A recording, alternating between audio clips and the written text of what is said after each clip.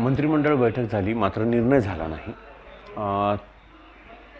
छावाची मागणी होती की कृषी मंत्री बदलावा. काही निर्णय झाला नाही, काय सांगाल?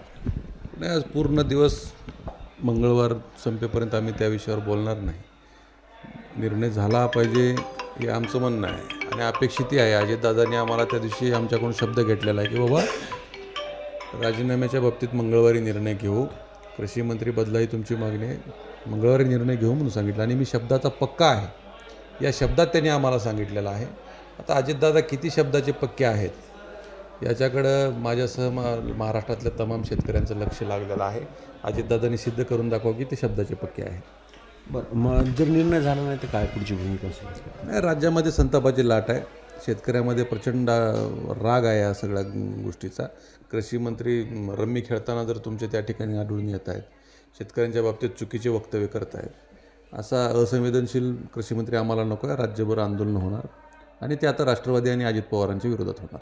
पण चर्चा एकही होती की खांदे बदल होईल, त्यांना कृषी मंत्री पदावरून काढतील, मात्र दुसरं खातं देतील.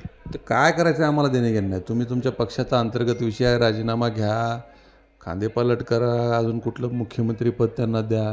पण आमचा जो शेतकऱ्यांशी निगडीत कृषी खाता आहे त्या कृषी खात्याला संवेदनशील व्यक्ती द्या, जे की शेतकऱ्यांचे प्रश्न जाणणारा असावा, शेतकऱ्यांच्या बाबतीत चांगले निर्णय घेणारा असावा, रम्मी खेळणारा नसावा सभागृहामध्ये.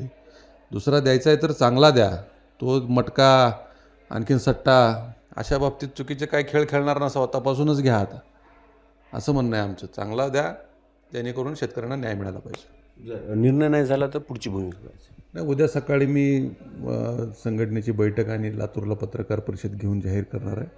राज्यामध्ये संतापाची लाट आहे, अजितदादांना ते महागात पडणार आहे. एकूणच जर लवकरात लवकर निर्णय नाही झाला, ती डेडलाईन जी दिली होती त्याच्या आत जर निर्णय नाही झाला तर उद्या छावा संघटना त्यांच्या आंदोलनाची दिशा ठरवेल, असं मत मांडलं आहे छावाचे प्रदेशाध्यक्ष विजयकुमार घाडगे यांनी. निशांत भद्रेश्वर, एबीपी माझा, लातूर. एबीपी माझा, उघडा डोळे बघा नीट.